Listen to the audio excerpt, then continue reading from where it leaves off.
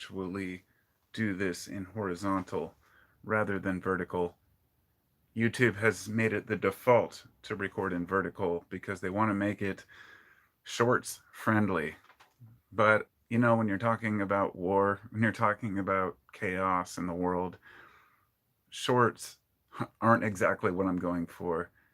I'm kind of disgusted by people who put stuff about, war and politics into these shorts.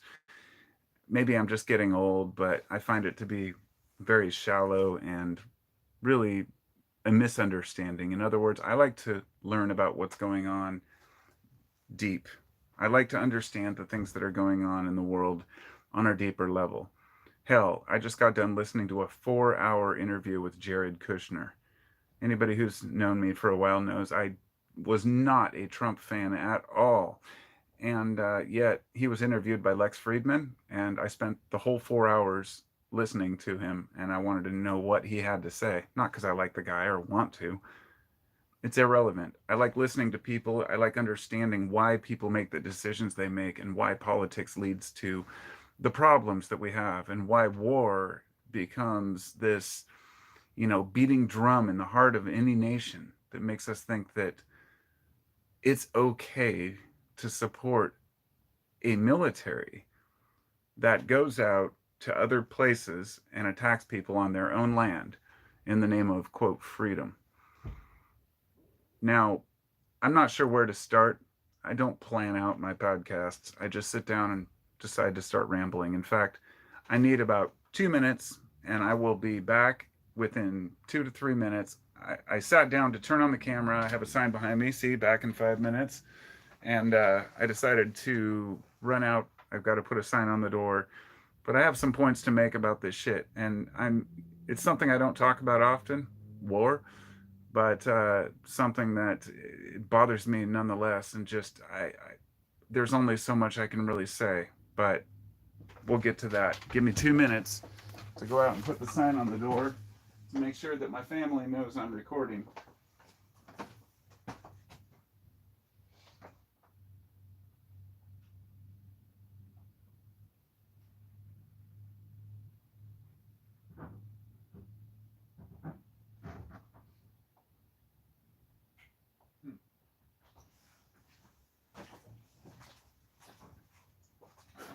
I guess I don't need 2 minutes. I just needed 1 minute.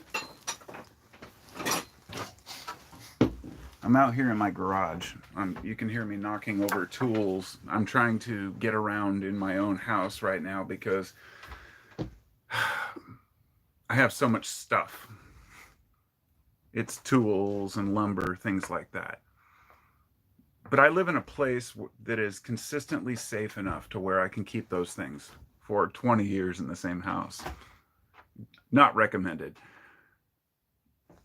I can't imagine what it would be like for tomorrow morning to wake up and hear thumping sounds in the distance, getting closer and closer. Then all of a sudden seeing explosions, having my windows blown out, and missiles hitting my neighborhood. This is something that a lot of people in the world face consistently. I want to make it very clear at the beginning here. I am not a diehard, cold-blooded, let's just go to war and dominate hardcore right winger, nor am I a bleeding heart liberal that thinks we need to just save everybody. I'm 47 years old. I've lived long enough and learned enough to know that the world is a complicated place, that we can't always help everyone, that yes, there is a potential for a utopia in the world, that yes, we have enough resources, we have enough water, we have enough everything to make it work for everyone. In fact, the last time I looked, we have enough food for 10 billion people if it's handled properly. The problem isn't the supply or the demand. The problem is the logistics and the bureaucracy. And because of this, because of wars in certain regions, this is why aid can't get in. Food, medicine, things like this are confiscated by rebel groups, which distribute it to themselves and don't give it to the people who they are meant to get to. This isn't always true. it's a very complicated thing to go out and, you know, bring a bunch of armed guards to bring in the Red Cross to try to save some people in a village that's under siege by a rebel group that people don't understand. So, with all the wars that have happened, I've always spent a lot of time looking at what's going on. Uh, it, I should say, what went on later down the line. I try to avoid looking too much into a current war because you'll just hear horrible stories that are totally proven to be bullshit later. And you know that a lie spreads so much faster than the truth, and you can't recover from that. You can't. Once somebody's published an article about something that some group did, some terrorist group did this to babies, it becomes front page news, and everybody thinks it's true, whether it is or not, whether it's proven or not. And we all know journalists don't vet anything. Not to be too specific here, because what's going on right now is beyond a travesty. And I'm going to explain why I feel this way and why I am pro Palestinian. And I am not anti Israel in the sense that you have to be one or the other. This is one of the most bothersome things that I think is totally misunderstood in the Western media. Hezbollah is not all of Palestine. They do not represent all of Palestine, and not all of Palestinian citizens are guilty. Let me just say, if even a few Palestinians are innocent, then this has to be looked at differently than the way that Israel is going about this as a full-blown slaughter is exactly what I expected they would do. Now, let's just make this clear, because I don't want to talk about this war. I want to talk about war in general, but I have to get this out of the way because this is happening right fucking now. And there are thousands of civilians dying each week. And it's going to get much worse. Israel and Hamas, for those who, I'm not going to pretend like I'm an expert on the Middle East. None of us are. Most of us have become, what would I call it? Like backseat experts, kind of like backseat drivers. Like, oh yeah, I know what's going on with policy over here. Oh yeah, Ukraine, hell yeah, yeah, they're an independent nation now, and they shouldn't be forced to do this and that. The truth is, you didn't know shit about Ukraine until the year before this, like last year. And this isn't true for everyone. I mean, I want to make this clear. Some people were experts on these things before, but you've got to admit that most people didn't know shit about these countries. We get our geography lessons through who's having a war. And this has been true since I was a kid. My father died from lung cancer when I was about 15, and he had carcinoma, which was caused by irritants. And he said it could have been from living in Chicago, and hey, it could have been from Agent Orange because he was in Vietnam. He was stationed in Cam Ranh Bay for a couple of years, which I found out is one of the most relaxed places that most soldiers wanted to go to. But the point being that we believe, after the research we did, that the military and the way that they covered up, how the soldiers, U.S. soldiers, were harmed by a U.S. company, or I think they may have been German, but Monsanto would end up being the company. I think it was DuPont. But anyway, they made Agent Orange, which was kind of an early version of, I guess, Roundup. And they gave a lot of men cancer later. The thing was, did they know? Did they not know? You can't think that spraying a defoliant on an entire forest, a jungle, with people in it isn't going to kill the people too, or at least harm them severely. So I don't want to make that the central focus here because that's in the past. But for those of us who had parents who had PTSD, or for the people today who had people in Desert Storm who had PTSD, maybe your parents, or maybe somebody who was in, you have a parent that went to the second fucking Iraq war, because most of us my age, I have a friend right now who has brain cancer, and he's like one of my best friend's brother, and I didn't know him. We didn't hang out as often, but we've known each other for like fucking 30 years. And I found out he has brain cancer, and he was exposed to the burn pits in Iraq. These things were well known by the government to be horrendous, but they just let the soldiers deal with it because soldiers are fucking pawns. And this is the point I want to get to. This isn't about who you defend. as a better force or who's the better army. This is about who is a humanitarian, who's doing the right thing, who's not shooting at women and children, which yes, Hamas did. But my question is, does it accept a retaliatory strike, killing many more of their women and children, which, for those who don't know, half of Gaza is children because their population, they don't live to be that old because of the consistent wars they've had. They go back to the wars of 1973, the wars of 1967, back to 1948 when Israel became a state, the various wars they've had with Egypt, Syria, Sudan. Look, I'm not an expert on the Middle East at all, and I'm not going to pretend to be. But I consider myself to be a circumstantial war researcher. I'm very interested after the fact, and I've spent the last 2 days before I made this podcast doing a ton of research on the history of the Middle East. I knew a lot of these things, but a lot of things I didn't know.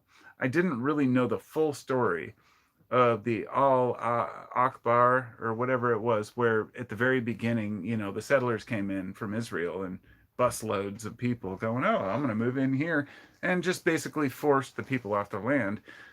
Those who were Palestinians weren't allowed to do the farming for Israelis. They were considered a lesser people, so they weren't allowed to touch the farm equipment or do the actual farming.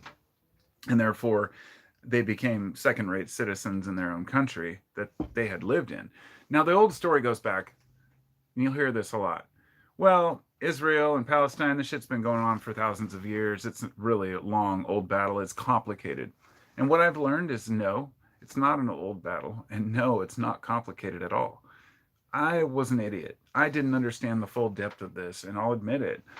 Nobody can. You can't know every circumstance from every region.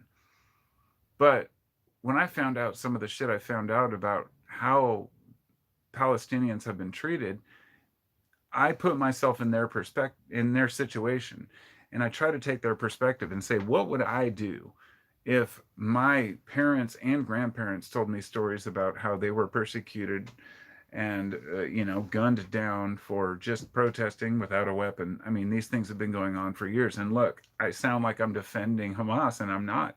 This is the funny thing in the situation we're in. To even talk like this, you are putting yourself at risk. I don't give a fuck. I think this is just common sense shit that needs to be talked about. I don't think that Hamas is innocent. I do not think Israel is innocent. But I want to make it very clear that Zionism goes way back past 1948, almost a century back before that, where even in the late 1800s, they were already planning for a Jewish state.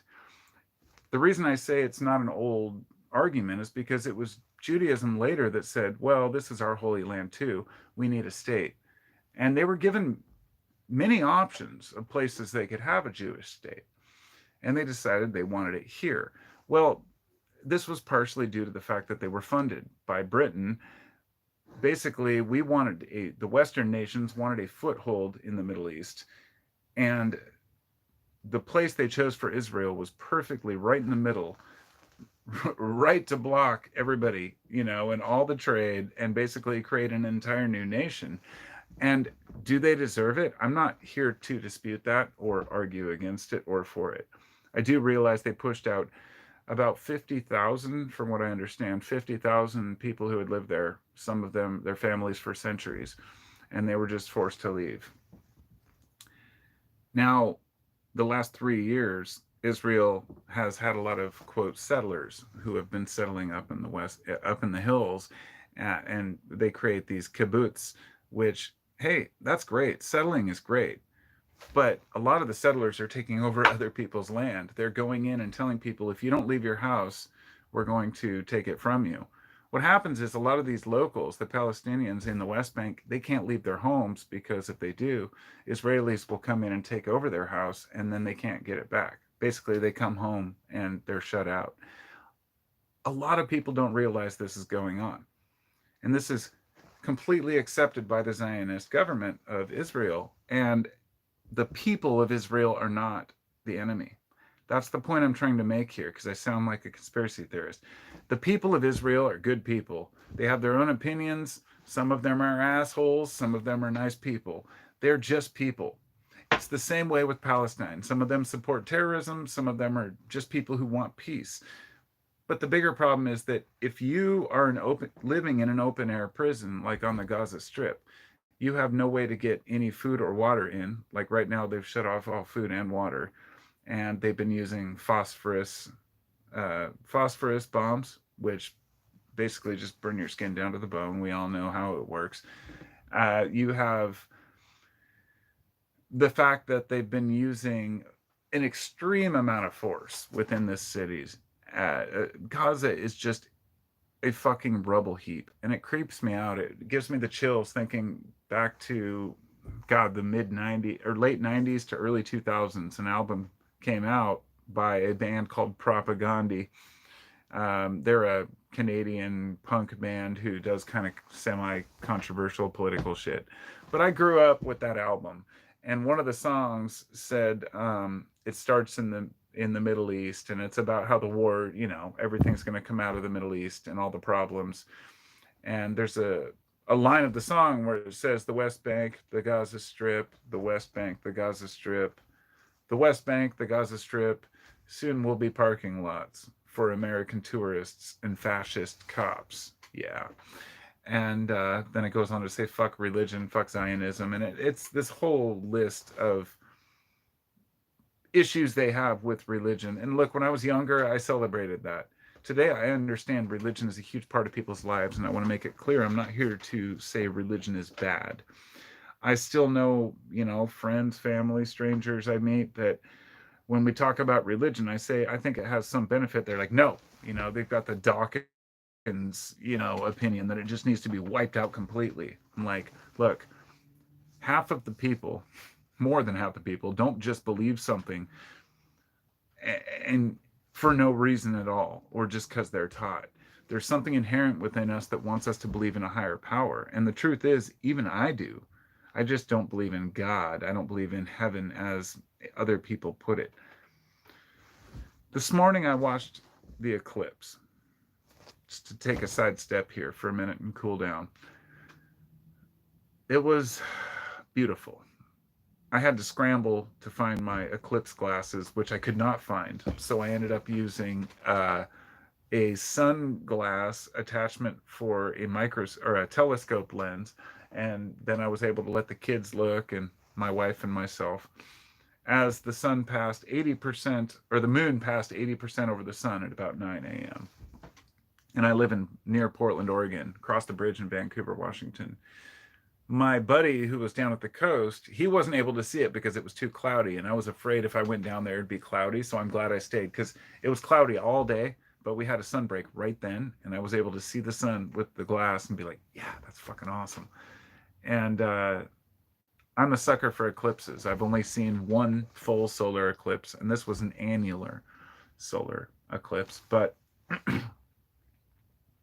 these little experiences we have in our lives, these little things that we share. If you get to know people, no matter how diehard they are, maybe they're a hardcore angry left winger, a hardcore angry right winger, or up or down winger. I don't know how the fuck people think anymore, but you get them to all take mushrooms and go watch an eclipse, right? Metaphorically. And everybody's just agreeing on certain things. Wow, life is amazing. Wow, look at the grass, look at the flowers, look at the trees. When you're out in nature, you're in awe. This is the only description. Awe, A-W-E.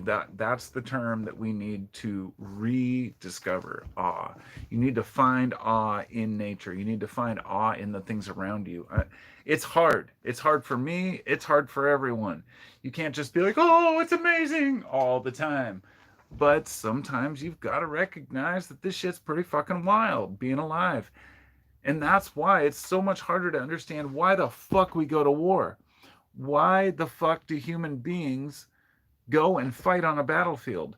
And so I follow the money, follow it back. Not literally, but in this case, I try to figure out, what do people really want? It's not money. What is it? It's purpose. It's always been purpose. It was like an aha moment recently where I was like, okay, money and love. They say it's all about love, or people are always seeking money or power. No, it's it's purpose. It's always purpose. So when people can feel like they're doing something that's really important, they're standing for a cause, it just takes over. It's like a drug, it's like a religion in itself. So when you can combine religion with a cause, holy shit, look the fuck out. You've got some serious problems here. Back to the beginning of when I was talking here, I mentioned how I'd done a ton of, spent the last couple of days researching the Middle East. I mean, uh, you know, I'm ashamed of this, but I was tired on Friday, so I just sat around for like 8-10 hours and watched fucking stuff about the history, what happened all the way from the 1800s with the pre-planned Zionism all the way up to when Israel formed, and how they were accepted by the Jews at the time, and the settlers were allowed and part of the, but it wasn't enough, and they wanted their own state, and even they were allowed that, but then they wanted more, and how a lot of resentment built up in the, Muslim community. And all of these battles went on, and like the 6 Day War in 67. There was even a documentary I watched that was like an hour long about, it was called The Day Israel Attacked America. I had no idea. They totally devastated a US ship, a US spy ship, and killed like 35 crew members and harmed like 100 and something, and sank the ship with torpedoes. It went on for like 8 hours, 9 hours, something, this bombardment, and they knew it was a US ship. Now the recordings have come out that they were like, oh, it's American. They did this, and then it was covered up by the Lyndon Johnson, oh God, because he wanted to get reelection, and they had dirt on him. And I was just like, is this true? Like, what the fuck? Like, so Israel has actually bombed our ships, but we hid it from the public. They even wanted to sink the ship so the public wouldn't know, and they wouldn't allow the media to go on board, but eventually it got out. This kind of stuff happens all the time. This was just one story. But look, war is extremely complicated, but at the same time, it's very simple. It's usually about strategic places, strategic reserves of minerals or oil or something else, and quashing any type of competition as far as political situations go.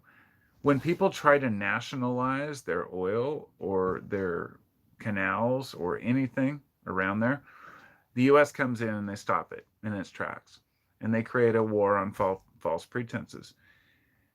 But the thing is, my question is, what would happen without the US here? I want to make this clear. I'm very proud of my country. I think we've done a damn good job as far as a nation. We stand up for what we believe. We stand up for other people, nations who, we have helped a lot of people. But let's be honest, the military is a separate entity from the government. In general, they have a lot more power. I remember one of the presidents tried to go down into Area 51 and he wasn't let in. I don't know if it was Kennedy or Johnson or who the hell it was, but yeah, they weren't allowed to go in because they don't have clearance. The president doesn't have the level of clearance he needs to get into military bases. And I think a lot of Americans, especially, have a very ignorant view of how politics work. And it makes me realize that most countries probably do. Most people probably do. And so do I. I don't know the full depth of Congress and the Senate and how every single aspect works. And if we can all just admit that we really don't understand it, then we can start to try to understand it. And then ask ourselves, do we need it? Do we need all this bullshit? So I'm going to read the comments from y'all now. I've just been rambling on for 25 minutes, but I really like to read through. I see okay, not as many as I thought. There's a few. Hey, everybody. Hello, Scott. Hello, HRC. That's what I call hot retarded chicks. Hillary Rodham Clinton, whatever. Love you, bro. Hey, Rob. That specific episode, Scott says. Do you recommend listening to that podcast? He's talking about the one with Jared Kushner. If you can handle 4 hours of listening to his, his voice and Jared Kushner talking with a guy who's equally quiet and kind of soft spoken, I recommend it. But if not, it's up to you. I mean, you can check it out. I sent it to my brother, and he sent me back a message 4 minutes later, like, "Oh, I can't listen to that dude. It's full of shit. I know everything about him." I'm like, okay, but the thing was, I understand where he's coming from. Um, People send me shit sometimes. I'm just like, I can't do it. But I try to be honest. I'm like, I just can't do this. I can't listen to this. I can't listen to this guy. But I've tried really hard to. Like, there's one guy. What is it? Zizek, Zazov, Jizek. I don't know. Every time he talks, he's like, oh, he talks like that, and he wipes his nose. He's really smart dude, but his like demeanor is so annoying. He has like these nervous habits. He probably has Tourette's. I have Tourette's to an extent. I didn't know it until like 10 years ago, but I have nervous habits where I used to blink my eyes, and I would smile all the time. It would crack my lips even. I have all kinds of weird nervous habits. And I just said, oh, I see. They're tics, which led me to look and realize that TikTok, no pun intended, has a whole section of tics on TikTok, uh, where people think that they have these illnesses, mental illness, and they really don't. There's a lot more to worry about, than thinking that you have Tourette's to get attention online. But that's neither here nor there. Um, where were we at? Colonialism? No, I was reading comments, but I'd love to hear any questions you have, and I really don't want to go off on any specific nation. I've only talked about the Middle East here, but there's so much to learn about why these battles happen. And when people, as I mentioned earlier, I never finished this, people say that the battle's thousands of years old. It's really not. No Jews as a group were living anywhere near Israel at during the 40s. They went down and they actually set up a state for themselves. The question is, do you support kicking indigenous people off their lands? It was colonialism. And so whether you agree with that or not, I know that pisses some people off, but it's true. But some people say, hey, that's how it is. I've heard people argue, even people I know, that, well, this is how it's always been. The toughest group wins. If you can move in and you can take over with your power of your group, then you dominate the land. This is true. And it's always been this way. The problem is that they were put in place with the powers of Britain and other militaries behind them, and people who would come to their rescue. That makes it hard because a lot of these deals were made just because the US and Britain wanted strategic points in the Middle East. And of course, you're going to befriend Israel. I mean, this is the most common sense thing. If you look at the history, you think, okay, here's a huge group of people who want to move to the Middle East, a religion that, claims, heritage and land there. Of course, we're going to fund them to go start a colony there because that's going to give us a strategic foothold. You're not going to be able to send Americans or people from Britain down there. And the whole thing is very complicated and goes way back to the whole Zionist, what was it called? Oh, God, there was a paper written. And no, it wasn't the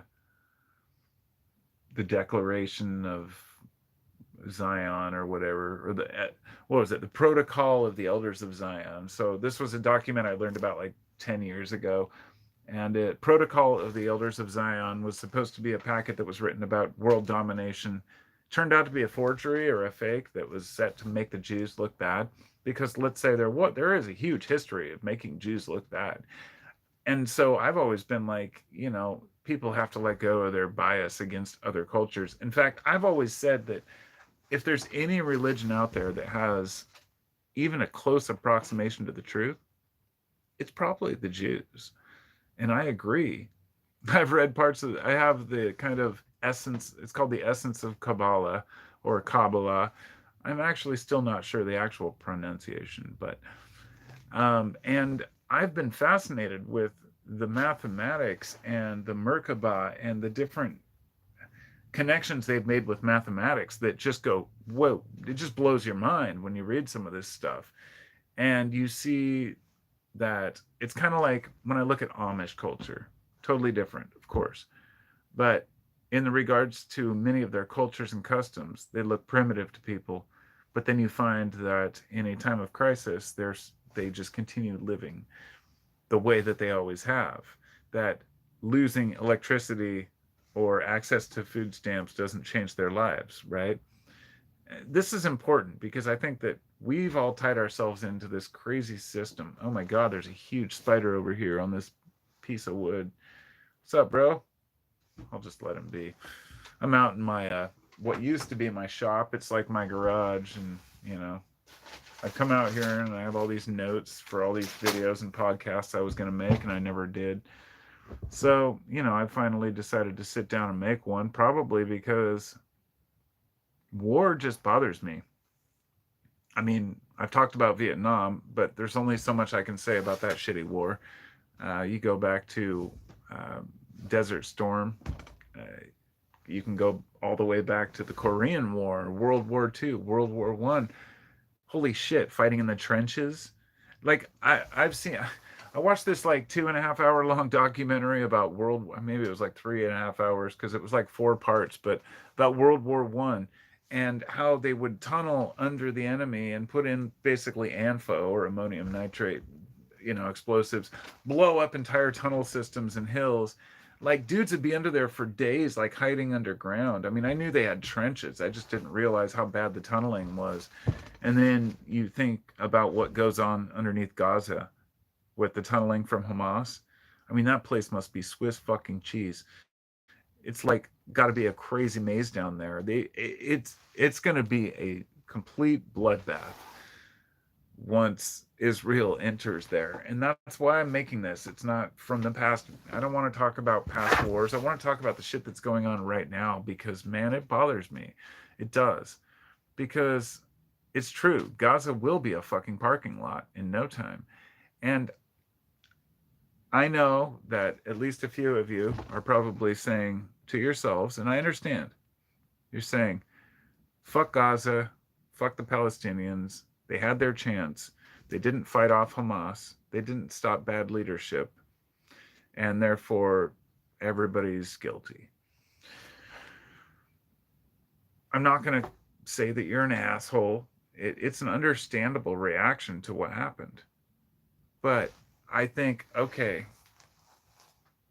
couldn't we say that you can feel the same way about Netanyahu, who has changed the laws in order to keep him in term longer than he should be, who has tried to abolish the Supreme Court so they can't stop the things that he wants to do, and who has acted unilaterally to basically bomb a civilian country with cluster bombs and munitions that are prohibited in fair quote war. And I know there's nothing fair in war, but using some of these weapons is just considered very naughty behavior in war, and especially in such a densely populated area. Both Amnesty International and the Human Rights Watch have considered Israel to have broken several. Before this, they considered them to be far down on the list of countries that were dependable to follow, rules of war by the UN standards, which would be a recommendation because they're getting supported by Western countries. So you would think they would support those values that are upheld by the United Nations. Now, look, I'm no big fan of groups like this, the UN or any of it. I'm the kind of guy who waits for a solar flare to take out the grid and fuck the whole system, or aliens to come down and take out all our missiles. In fact, if a genie came out of the bottle tomorrow and said, "What do you want to get rid of completely?" I would say, "I want every weapon on Earth to disappear right now." That's the only wish I'd have. Let's start over. Let's make everybody aware that every weapon's gone and all you got is your fisticuffs to go out there and defend yourself. That's somewhat a metaphor, but that's how I feel. People have been protected by walls and guns for far too long. I believe in mankind and our tendency to have good nature and care about each other. In fact, in the Middle East, in a lot of places, it's their thing to take care of other people, strangers. I've seen plenty of documentaries in the past where people would travel, and be like, I was so surprised of all the places I went, in Iraq and Iran, people would just welcome me in because it's part of their culture. It's like people don't believe it. They're like, no, only, no, it's not just Americans that don't care about each other. And when you say this, you sound like anti-American.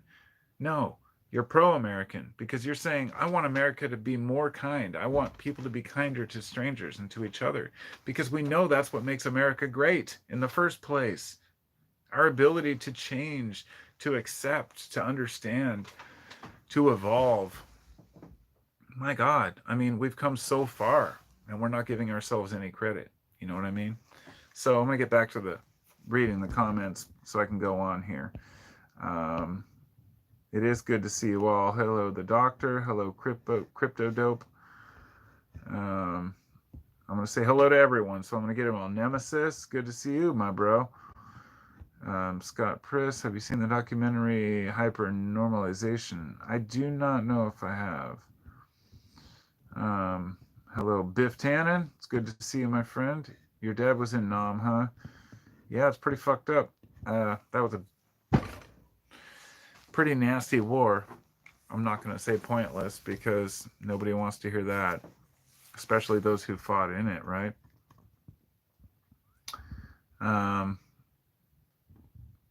People, yes, thank you, Matthew. I totally agree. Yes, there are people, yeah, exactly. Making a 2,000-year-old claim to land that people have lived for the last 2,000 years has always just rubbed me the wrong way. I don't understand it. Hello, Dan Riley's. Hello, Dan. I'm assuming that's you, Dan. Good to see you, brother. No, it hasn't been that long when you left that comment anyway, but there's not too many comments, so it's good. I can catch up. Hello, Blessed Man. Hello, Scott. Oh, wait, I said Scott. So, CJ, nations are similar to interpersonal relationships in a ways. Amen, my friend. They really are. God, there's so many comparisons we can make to the way society operates to the way any relationship works. And that's a great point, except then you realize that some people really suck at relationships, so they probably suck at nation building too. Matthew says, I have Amish living down the road from me as well, and I envy them in a way. Me too, man. It's pretty fucking wild that they can, pull it off. It's a jealousy. I think a lot of people, when they see this, they're jealous. They're like, oh, those are idiots. They don't have electricity. They can't charge their Tesla. It's like, I mean, we're living in a weird time. I dreamed when I was younger of getting rid of gas cars and people driving electric cars. But then when I looked at the math and what it entailed, oh shit, batteries are polluting and you'd have to quadruple the grid to handle if everybody had an electric car. I realized it's something that's going to be slowly phased out. And then I heard people talking about this green revolution, and that's another part of the whole war thing. I want to make, since this topic is war here, a lot of wars are started on false premise. They promise that, they're there to save some group. Like, look, I'm just gonna say this now before I forget, and because I'll probably never make a video about it, and I want to have this on record. I believe that within the next year to 2 years, the United States is going to go into Iran, or there's at least going to be some major conflict with Iran they're going to be blamed for something. If you know what Stuxnet is, the Stuxnet virus, that was created, now proven, the fingerprints are like on Western governments. It was a virus that was introduced by a USB flash drive into the centrifuge computer way down underground in Iran, which blew out a bunch of their nuclear centrifuges for processing plutonium, I believe. The point being that the West has an issue with Iran and wants revenge for many different things, and they want control of that region. Because Iran is a very stable and powerful and freer than people realize nation. And so they are a threat to the West. And so there was one guy from the US government, and this is, no, what was his name? I really, really, really need to remember because I don't want to make this claim without evidence, but I saw it. I saw him say it. He said, after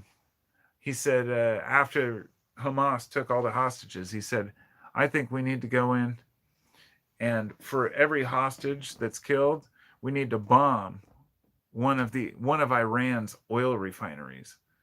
Now, just think about this. Imagine if a rogue group from, or even the U.S. government itself that wasn't rogue, from the U.S. took over and kidnapped a bunch of people, and they threatened. I can't even do the metaphor here. It's just too fucking mind blowing that he would even say that. That is like the most irresponsible and threatening thing a person could say. We're going to bomb Iran because of what Hamas did. And I thought about this, and I thought this was the plan all along. Because I remember back on 9/11, I remember what happened. I remember that day well. I remember the response. I remember the American flags on the trucks. I remember waving my own. And then having them say, oh, it was Saddam. And Americans just went along with it. And at first, what was it? They had weapons of mass destruction. So they got down there and found out the weapons of mass destruction didn't exist. Well, turns out they already knew this. The evidence has come out since then to show that their source, quote source, was bullshit, and they never found any weapons of mass destruction at all. I mean, you would have thought they'd find something, nerve gas, or even fake it, but nothing at all. He'd actually cleaned up his act because they'd wanted him to do it before, and he didn't, want his nation in trouble with the U.S. Amazing that they were able to completely take him out, then turn around and tell America, well, now it's Operation Iraqi Freedom. And then after that didn't work out and the whole place was destroyed, it was Operation Iraqi Restoration, or what was it? Rebuild Iraq. There were 3 different, quote, reasons we went into Iraq alone. And then recently, after 20 years, we came out of Afghanistan. And, I realize people want to believe we're doing the right thing. And I don't know. I really don't know if we're doing the right thing or not. I see I've already lost 10 of my people that were watching just because I'm probably talking shit about the U.S. And I actually expected that because I have to speak how I truly feel. I understand if people take offense to it. I understand if people don't like me saying bad things about the U.S. military. But I don't blame the soldiers any more than I blame U.S. citizens. And it's the same way I don't blame citizens in the Middle East, whether it's in Israel or Palestine. And I have been closely following the pictures coming out of Palestine, and I am really disgusted. Sorry, coming out of the Gaza. It's weird because my buddy was saying, well, he was talking about Palestine, and I was saying, well, there is no Palestine right now. But they should be able to take the West Bank and expand it to the coast. The Gaza Strip's probably going to be leveled after this. It seems like the best bet would be for Israel to just take the southern half, for the Palestinians to take the northern half, and for everybody to try to get back to being fucking adults so people can have generations that grow up loving each other instead of resenting each other. This is the biggest problem I have. They think they're going to kill off Hamas. Let's say theoretically you could do that. What about the collateral damage? What do you think created those groups? By the way, Netanyahu actually put Hamas in power and supported their rise to power. But that's another story altogether. And that's true. But it's not about who's in power, it's about the power vacuum. And from what I understand, a decade or two ago, it was the PLO, I think, that wanted Palestinian Liberation Organization that wanted power, and that Netanyahu actually supported the other side. So we got stuck with, them and Hezbollah as well from the north. But these are all complicated stories, and I'm only talking about that specifically because it's like right on my mind, and it's something I've been thinking about today a lot. And then I listened to that 4 hour Jared Kushner interview, which I don't know how I handled it. I was cleaning the house. I got a lot of shit done. I got my whole, family room cleaned and all this stuff done. And I was like, while I'm doing it, I should listen to something educational. I don't want to listen to this guy, so I should force myself to do it. And it was worth it. It really was. So, where was I at? You avoiding my comments, bro, says the doctor. No, I'm not. I'm just trying to talk, and I can't read while I'm talking. I hate when people do that. Hebrew, Gematria, real, Amish. See, there's nothing to even... You're not even saying anything, Doc. You're just saying sentences. What do you want me to say? Maybe you could get some raw goat's milk? Hell yeah. Caleb... Who have we got here? Okay, Riley's the doctor, centrifuges.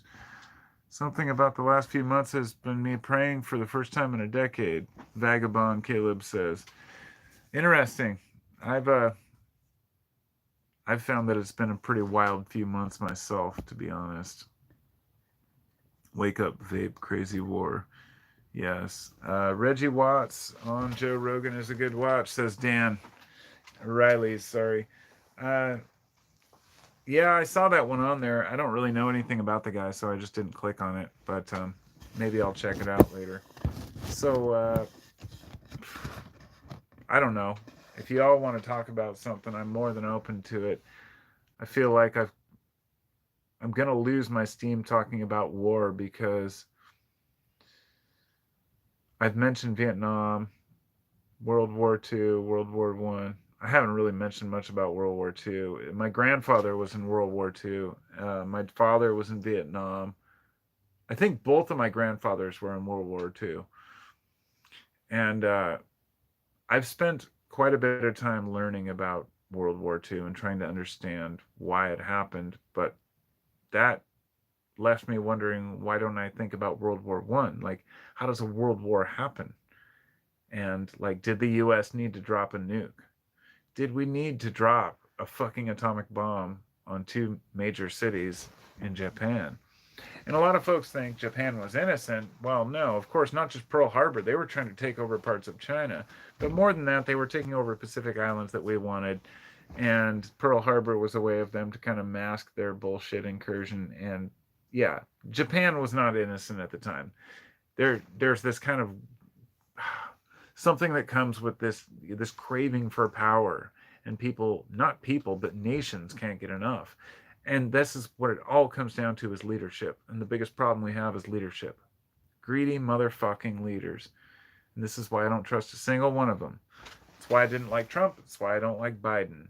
Anybody who wants power, I don't care if they say they're doing it for the right reasons. I don't trust them. And I think this is why it's very hard to define political views, because it's not that I'm an anarchist by the societal view of the word anarchy, but I really am by the actual definition. It's the same way that I'm a liberal by the classic definition, but not at all by today's version. I'm an anarcho-liberal. I believe in the personal freedom, a free market, the minimum government intervention in that free market, and acceptance of other people as being equal to you. It's really a fucking simple concept. People make it out to be so complicated. Like, oh, there's so many things, involved in politics. Not really. You either let people do what they're going to do or you don't. For example, a lot of conservatives, they claim that they're all about personal freedom. but instantly they bitch about what people do here or there or say in public. Now liberals who call it, well, leftists who are self-professed liberals are doing the same thing. They're saying, oh, this person shouldn't speak at our college. It's like, no, you go to a college with lots of other people.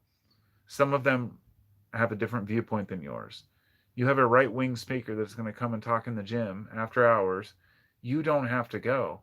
Yet you're going to try to block and protest them from speaking. That is fascism. And it's amazing how liberals people who call themselves liberals have become the fascists now. It's really amazing to watch unfold. The very people who are the people who haven't grown out of the Trump hate, for example, who are still obsessed with Trump, or the kind of people who are still dwelling on how conservatives did this or Christians did that. It's kind of like the angry atheist. We all know one, right? Somebody who left the religion recently or discovered how people are being lied to, and so they're obsessed with talking shit about God and religion. And you're like, yeah, I thought about all this 20 years ago, cool, believe what you're going to believe and don't worry about what other people believe. And that's what it really comes down to me. And the same thing with war. Let other countries do what the fuck they're going to do. You may not like how it affects your bottom line, you know but the fact that one American who has a lot of money can take a boat on down there to South America and basically bring a private military with him and take over the banana market. That's a true story. Look into it. The banana military there. I don't remember what it was called, but yeah, they took over the banana plantations. I don't know if it became Dole or whatever it was, Del Monte, but people have been just dominating with firepower for a long time. A lot of wars aren't really based on a disagreement over whose property is where, but rather one person saying, I have a country that will back me up when I go all the way across an ocean and attack another country. That's pretty fucked up to me. Probably is to you too.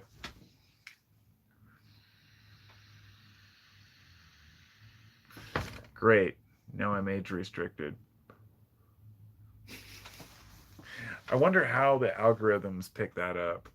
I don't even think it matters at this point. Talking about Israel and Palestine, I'm sure that I've already got my video demonetized long ago. Not that it gets monetized. Every single live cast I do, it says not suitable for ads. And I'm like, I don't do it for ads. I only enable monetization because sometimes you guys donate to me, and that's pretty fucking cool too. So if you do, I'll smile. But if you don't, I'm going to cry. No, I'm kidding, of course. I need to get through the rest of the comments here and make sure I got them all. I think I got them all. Yes, the Joe Rogan, been a good bring on. Terrence McKenna, blessed man. Binging on Terrence McKenna. Yeah, I downloaded all the Terrence McKenna stuff a while back from his Omnibus 2012 speeches. And it was on a torrent file that I found on an old hard drive. So I downloaded that onto my phone. I've just been listening to those too. I've been listening to a lot of podcasts from not so much Joe Rogan. Most of them suck, but he has interesting guests sometimes. I like Lex Friedman. I've been listening to Chris Williamson, who I thought was just some manosphere bodybuilding guy, but he's got great guests.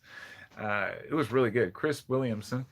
And then I've been listening to things like the Great Courses series, which is different philosophers. Like, you got Nietzsche and Kant, and each one has kind of a description of the different philosophers. And it's funny because you listen to these discussions and you think, oh, how quaint, how refined, people thinking.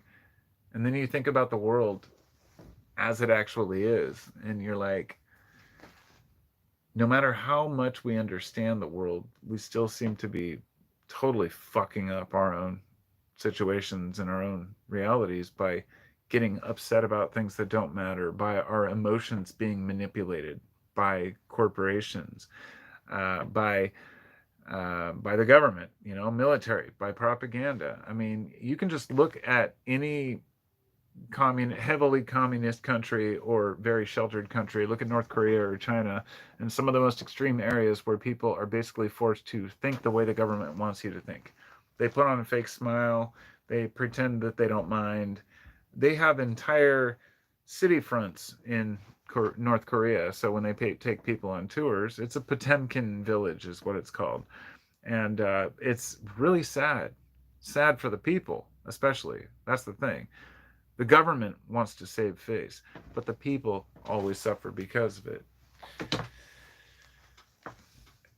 And this is why leadership fails us, because when you look back at every war, it wasn't caused by the people.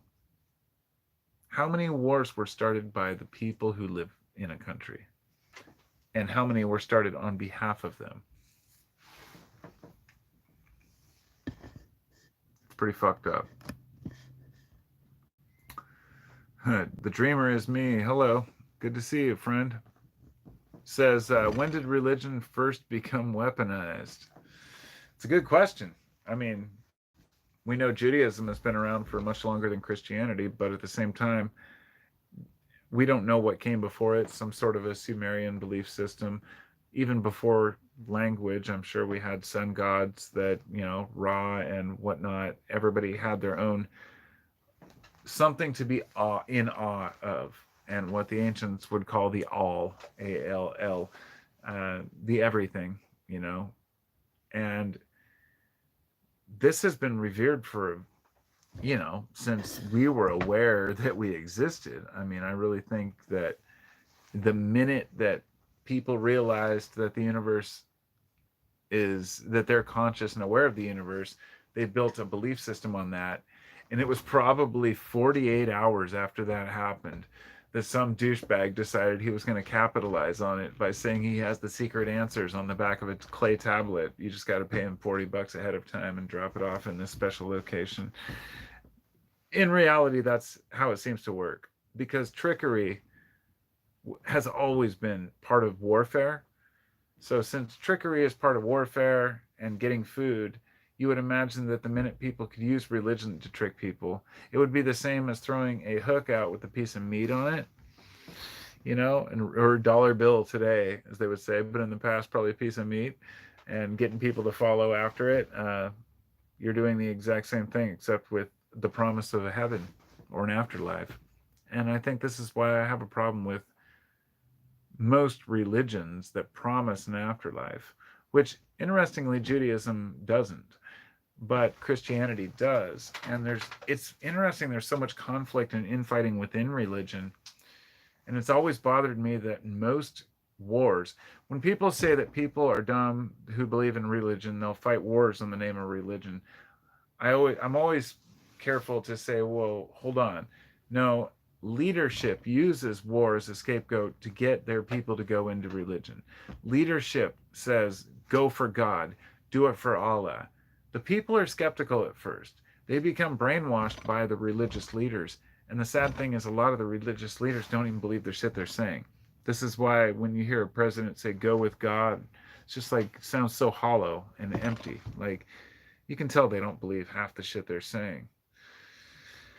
So, what do we do about it? Stop believing leadership. Stop believing people who are in charge and start questioning their intentions. I think that's the best thing we could do. Look at a guy like Biden. I mean, he looks like such a, if you knew nothing about the guy, yeah, he's a doofus, but he's had his past. If you just showed clips of him that were positive, he'd seem like a good old boy, a totally innocent guy, and maybe he is. But he's a politician. Any career politician to me is crooked, because anybody worth their weight knows when to lay it down. And the fact that he was willing to take the president, at that age, shows me that he doesn't have any respect for the needs of the nation. I mean, that's my opinion, of course. I know there was no other option because nobody wanted Trump in there either. Well, a lot of people did, but it's not about who's in there. The point is that none of them really give a shit. Most people in power want to be in power. And this is well on display around the world right now, especially in some nations who are just coming up, if you will. You see the way that some nations spend their money, like Saudi Arabia, for example. Yeah, some of the citizens make good money, but holy cow, their leadership is buying shit they don't need left and right. And you say, well, you don't deserve that. You know, what about your people? They don't give a shit. They never have. I'm going to go through the comments and catch up because I never got to the end. Religion weaponized. No questions answering to your comments, says Dr. RFK Jr. Bobby 2024. No, Robert Kennedy he's a horrible candidate. He is calling out some of the problems, but at the same time, I think he's too sucked into the, this delusional paradigm on a lot of things. So, Wolf Pup, good to see you. Says we can preserve acres of land for the almost extinct gopher frog, but they can't preserve 25 miles of land for an all but extinct people. Well said. Well said. And I would say preserve a hell of a lot more than that and let the embargoes off and turn their water back on and allow food to be sent in. They have a calorie counter and restrictions. Like, if you look at things from the other side of what's going on in there, Gaza is an open-air prison. It's true. You hear that term over and over. It's true. They really are treated like animals. And a lot of Israelis do believe that they are animals. So that's pretty sad, too. You and Punksy, Butler, Carpo needs to come out here and get some land. Butler, or Bolter. It says Bolter. Boltler. Yeah, I need land. Oh my God, my family and I are just dying to get the hell out of here and get some land. Like, I feel like my brain is broken right now. Like, I need to get the hell out of the city. But, land is expensive and it's hard to find it.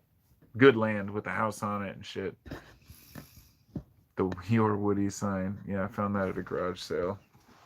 That sign up there. Wait, there it is. Yeah, Your Woody. Get your Woody serviced. And I have all my guitar necks I was working on because I started building guitars, but I got kind of on a hiatus there as I was building tiny houses, and now I'm going to start fading away from that. Maybe I'll start building my own. I don't know. Adam says, did you ever get into the Twin Peaks series? Not a TV guy, but I really enjoyed it. I actually never did. No.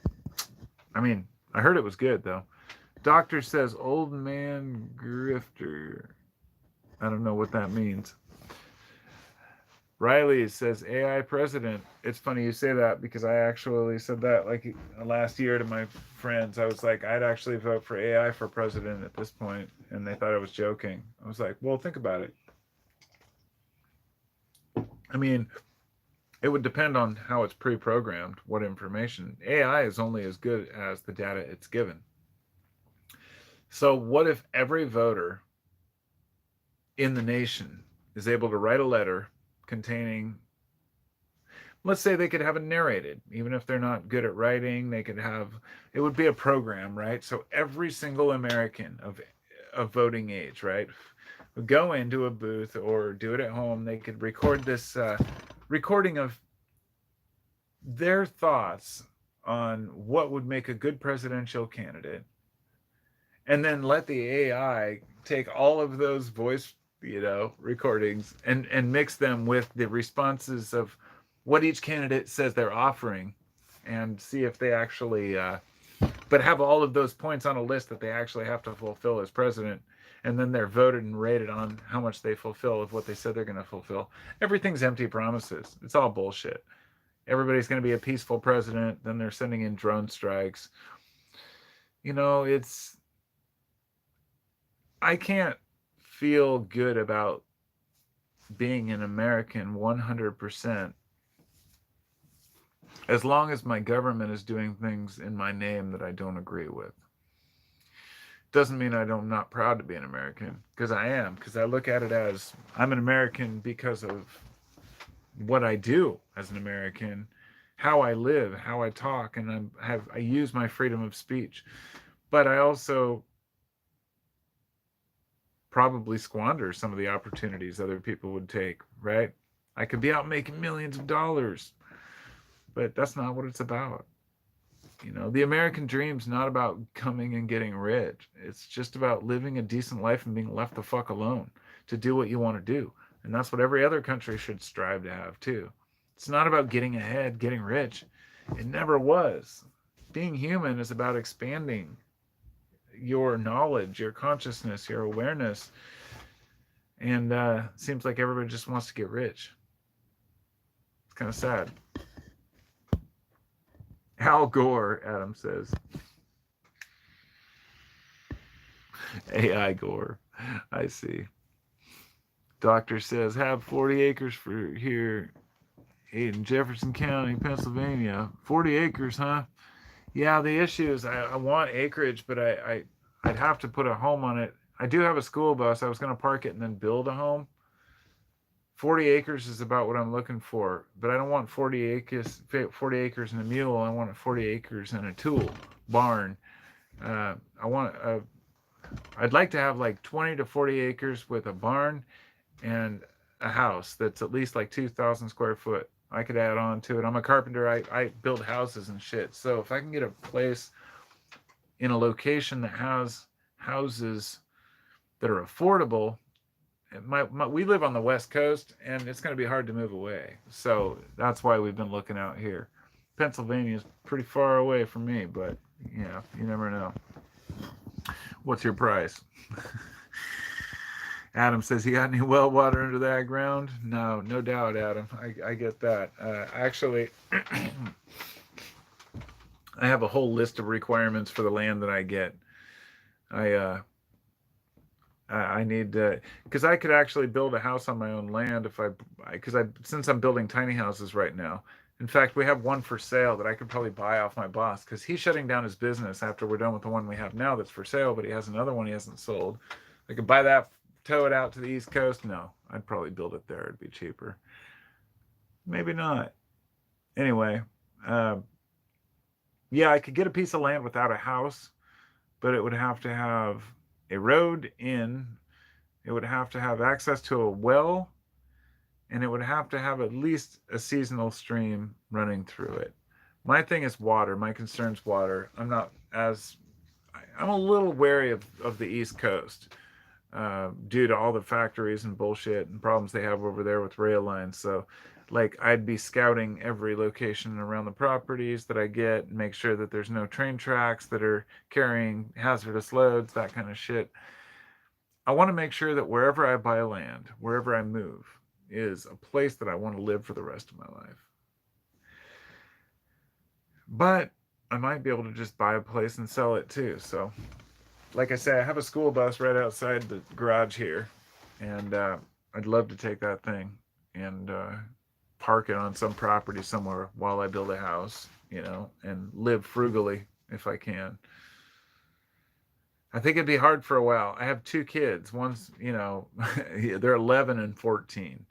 But in a few years, you know, it'll just be my wife and I. So be looking for something like that. Blessed Man says, we're so fortunate to live in America, and I totally agree. Doctor says, we'd share the barn and equipment. Big aquifer, huh? Nice. Well, is there a house on the property? Pete says, Kentucky. See, Kentucky is where we've been looking. We were looking during COVID for like a year in Kentucky. I loved that area, and I still do. And somebody else just mentioned shipping container. Yeah, dude, those are actually, who said that? Is that I.B. Henriksen? Shipping container homes are another option. They are, but the problem with shipping container houses that people don't ever tell you, and people should be warned about this, first of all, you have to insulate them, meaning you either have to build them out or build them in. You can't just put it down, build, you know, some walls in it and be done. You can, but it'll get cold or it'll get hot. So what you have to do is you have to either put it in the ground and cover it, or you have to build like a 2x4 wall on the outside. If you do it on the inside, you lose a whole bunch of space on the inside. You can connect them, of course, but then there's a weight burden and all kinds of problems that they have. I found out that they're really not. I don't know. They're not all they're cracked up to be. By the time you pay for the shipping and the cost of the container and the shipping and the crane to get it where you want it, you might as well have just built in a wooden structure. Because I could pull out a bunch of 2x4s on a trailer and be totally happy with it. But I'm a carpenter, so I mean I can see a person just saying, "Oh, I'll just buy a container," but not realizing the involvement of foaming all the corrugations, and it's a huge pain in the ass. Buy a shitload of 2x4s, build a structure, be done with it. I'm thinking what I might do, and what would be cool is I want to put an ad in a paper somewhere in one of these areas that I want to live. It sounds weird, but I thought about saying, "Look, I'm a carpenter from the West Coast. I'm looking for land. I could, you know, if you hook me, if I can get the right property here, I'll pay you this much cash, and then I can work to help you on this property and build any outbuildings you need. Kind of do like a trade thing." I did put a carpentry trade for a dentistry one time. I actually got taken up on it, but I never followed through, thinking, what kind of a dentist trades a carpenter? But it makes sense, right? A guy who has access to the equipment, but you don't want to be billed through the state. If you get rid of the bureaucracy and the bullshit in the middle, you can be a lot happier, and it's a lot cheaper. And that's why getting rid of the fucking middleman is great, and why the Amish have it so good. Getting rid of that bullshit. Go in and take care of each other. When there's an issue with uh, somebody getting sick, right? Everybody contributes. It's like we just seem so detached in the West from each other's needs.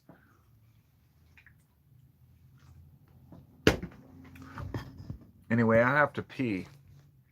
It's been over an hour, sorry, but I'll be back in like a couple of minutes. And if you have any final questions for the last 10-15 minutes, let me know. Otherwise, I'll just keep rambling about, you know, my thoughts. But hey, it is my podcast, right? I don't know. That's okay.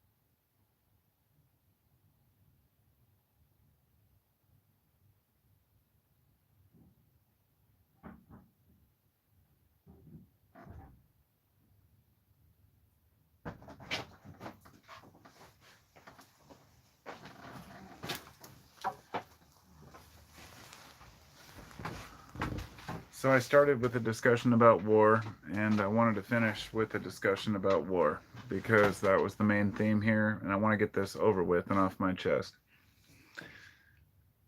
First off, for those who arrived later, You didn't hear my ramble. You can go back and watch if you choose. About my feelings about Israel and Hamas. I do not support either side, and you do not have to take a side. You are not forced to think anyone is right or wrong. However, I do support the Palestinian citizens as well as the Israeli citizens. My issue is with the government. This history goes way back. We know this. But as when people make it complicated and they say it's a complicated issue, it's really not. And this is what I've found out. It's very simple. It's been ongoing since the late 1800s when Zionism became a major issue and people were looking for land. And it's been an issue of contention for the last 75 to 80 years. And we are now seeing how fruit fly, when one group is given power, they often abuse that power. And that's how I believe we've gotten ourselves into this mess. It's not necessarily anyone's fault in this generation. These things started a long time ago. And are there's so much fallout that comes from hatred of another group of people. I haven't mentioned the religious aspect in this yet, but both of these belief systems believe that they have claim to certain land because it's holy land. Since the time I was younger, I thought somebody just needs to detonate a dirty nuke on Temple Mount and in these, this whole area, and just say nobody can live here. Sorry. And I don't mean that literally. It would be horrible. But if there was a solution to not make it about a specific location, but rather a location in your own heart, if you truly have faith, that faith should be strong enough to have right here within yourself. You don't need a place. You have that power within you. I think it's about more than just the place. I think it's about a disagreement that people have on what's true and what's not true. A disagreement people want to have about who's right and who's wrong with the definition of what God is. And I think everybody's pretty ridiculous and everybody looks pretty silly in the big picture.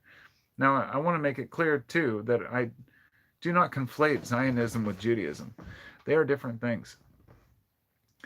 Zionism, a lot of people hear that term and don't understand what it really means. They think it's just a Jewish term. It is, but it's a sect of Judaism, if you will, or a Judaistic belief that Jews should create their own state. Some people believe they should wait for God to bring their state. Others believe that, they have to manifest it themselves. And this is how Israel came about. And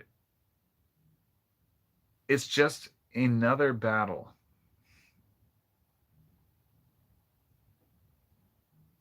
in this desire for supremacy and control over land and people and resources. And I can almost understand a war when it's just about getting power over somebody's oil reserves. But when it's religious based, it just kind of disgusts me to the point where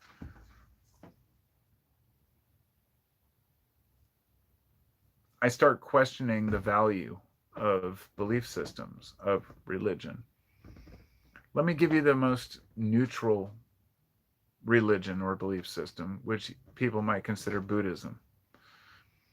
In Myanmar, the Buddhists are slaughtering Muslims. It is not a peaceful scene at all. There are monks, people in orange robes going in and burning villages, or were in past few years. It was absolutely insane. On top of that, because I've always revered Buddhism, but then I did some deep thinking about, okay, I understand why people retreated into the mountains of Tibet, but to get away from Chinese communism, of course, but basically forming the same type of system. It's a very selfish type of system.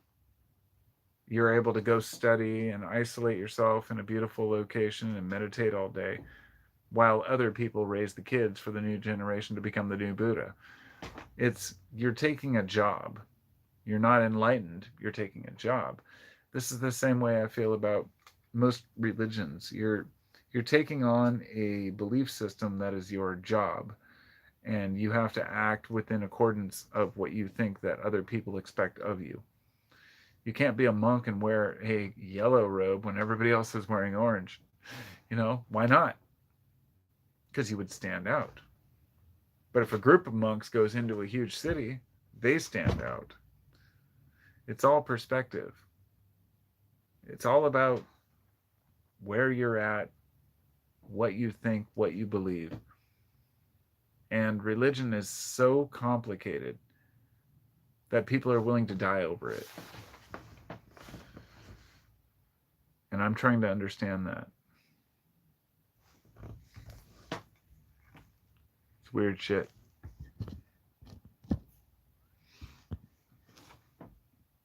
Adam says, I hear they got shipping containers already scattered around the East Palestine, Ohio.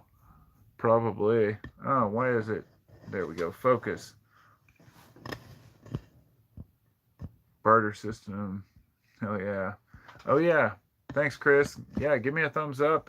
If you're watching, why aren't you hitting thumbs up? Well, unless you think I suck, which I wouldn't blame you. I'm just some fucking hippie with a beard on the internet talking about politics and wars. So you probably don't agree. Because that's how everybody is. Nobody agrees with anything. That's okay. Husky says, Carpo, kind of off topic. You ever listen to Mars Volta? Interesting. I think I saw them once at Bonnaroo, but I didn't really like them and didn't get into them. I do listen to At the Drive-In, or did in the past. And At the Drive-In had Omar, who I believe was also from Mars Volta.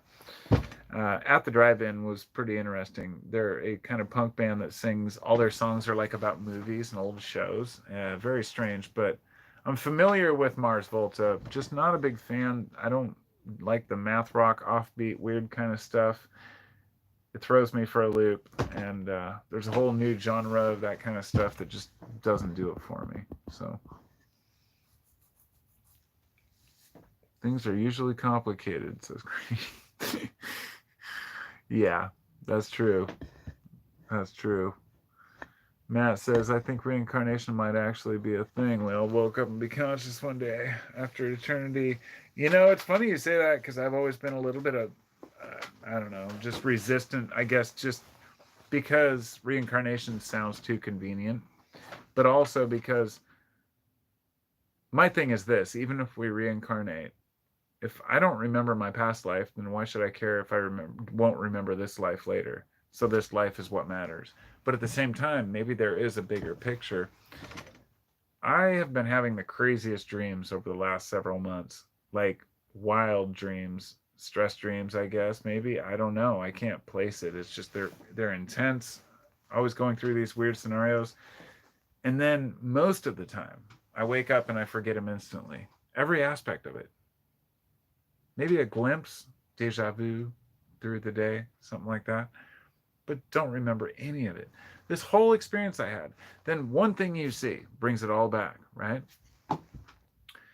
That means that the brain is capable of having a complete experience and then forgetting every aspect of it and moving on without forgetting other things. This makes me wonder whether or not a past life is dealt with the same way. Or maybe when you die, you go to a place where your energy mingles and gets the idea is, does our soul get reinvented? And I have no idea, no fucking clue.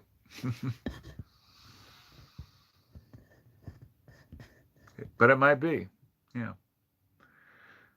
Husky says, peace on earth could exist in 1 second if people stop violence, but our level of consciousness isn't there yet.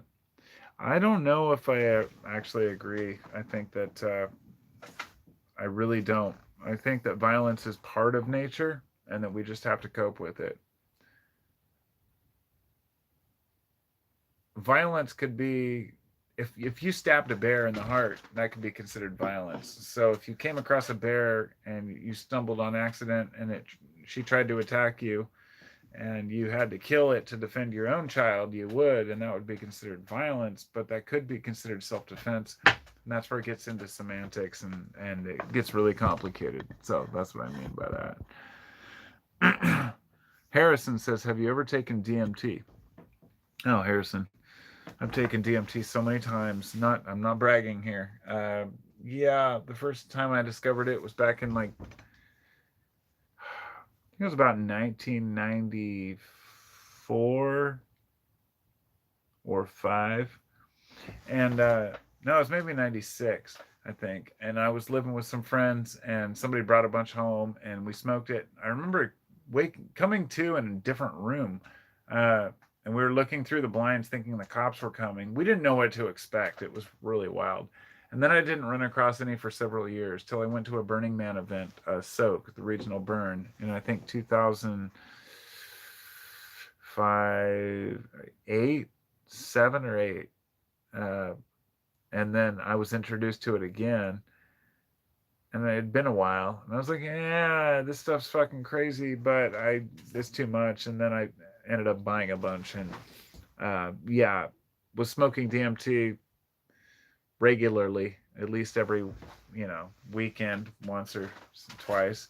But I could hang on to like a gram of it for like months without doing it. In fact, I have some that I lost because I waited too long, and I still have some other stuff, and I wait for the right moments to do it. Kind of like taking acid or anything else. I ended up with like 5 different types of gel tabs, and I don't know which one I want to take. Um, and I have to limit how often I do with psychedelics. But what's really blown my mind is experimenting with psychedelics and ketamine. And I guess I shouldn't talk about that, especially if there's minors watching. Not something that I recommend for any young people. It's an adult conversation, damn it. Get out of here, kid.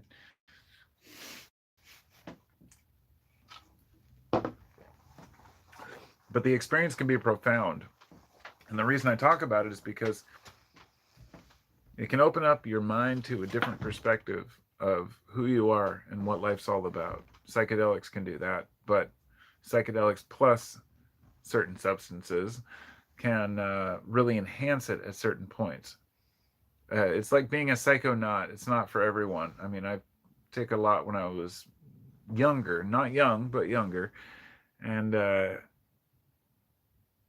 I've had some wild experiences, and I feel like I've had enough. I've learned enough, and I don't think psychedelics are necessary for people to understand those things, but it definitely sent me on a wonder. But DMT is, I think it's one of the more not dangerous but pointless drugs. And I know that sounds, to anybody who's a psychedelic fan, they might think, well, what are you talking about? DMT changed my life. Of course, especially if DMT, the first time you took it, was the first drug you ever took, or first psychedelic. But I believe that a mushroom trip or a good LSD trip, a heavy one, is much more valuable only because you're forced to process things differently over a longer period of time. So, in other words, you're forced to acclimate to the experience, and then you're able to really process things differently and accept that. Whereas DMT comes and goes so fast that you don't really know what hit you. And that's why people taking it in ayahuasca, which means it's combined with an MAOI, which is a monoamine oxidase inhibitor. So you take a DMT containing compound with an MAOI compound, which is usually Banisteropsis caapi vine, mixed along with, say, Mimosa hostilis root bark. Make a concoction, drink that. It stops the MAO from breaking down. The rest is history. It's getting all nerdy now, but science is cool. I've tried it out. I've made it. I've enjoyed the experience and recommended it. Everyone at one time in their life try all psychedelics, but hopefully when you're an adult and you can really accept the experience you're having, it makes it so much more rewarding. Now I'm thinking about trying some again. It's been a while. War is like God killing itself. Good point, Husky. Iverson says you want to make sure not to take them when you're going through a deep depression, but a mild form of depression is fine. Yeah, I guess that would depend for sure. So, anyway, to finish this up, I guess I should probably get going now. I need to eat some dinner. I'm hungry. Um, Whenever I start a live cast, I think I'm not going to be able to make it through this. And then somehow I end up talking for an hour and a half or 2 hours. It's weird. I don't know any of you, and I know you don't really know me, but I appreciate you being here. I really do. Um, I'm kind of a loner. As I'm putting away a razor blade and a packet of razor blades. No, it's not what you think, I swear.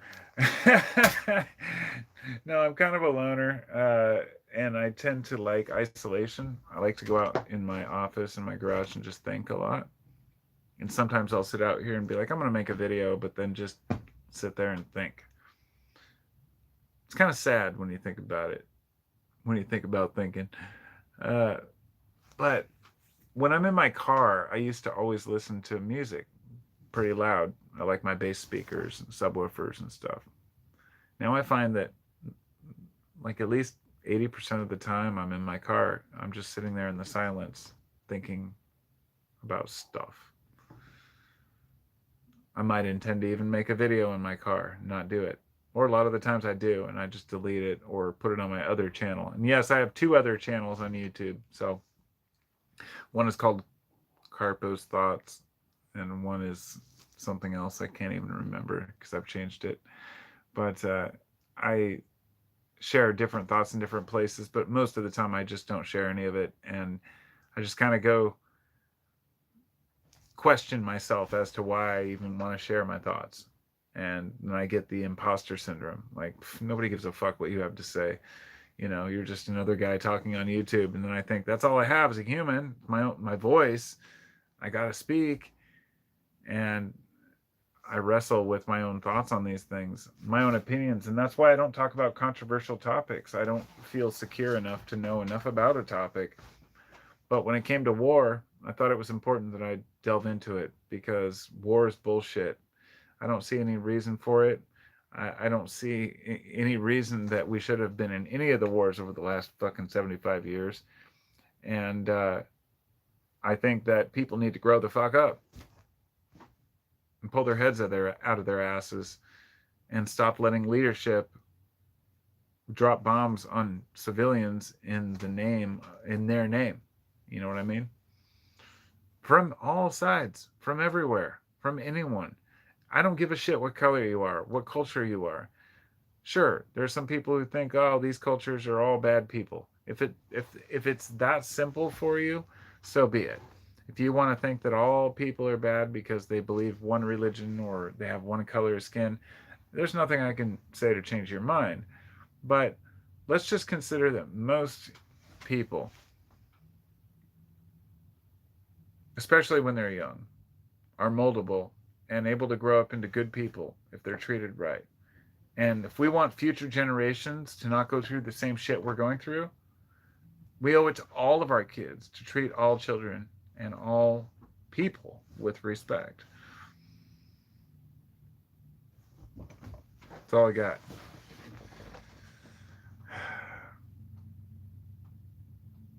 Civilians always pay the price for some fat cat sitting in a seat protected by a building, protected by money. They don't have to worry about the economy. They don't have to worry about wars or bombs. They don't have to worry about their kids going off to fight. They got the fortunate sons. Peace out. See you next time. Be well. Much love.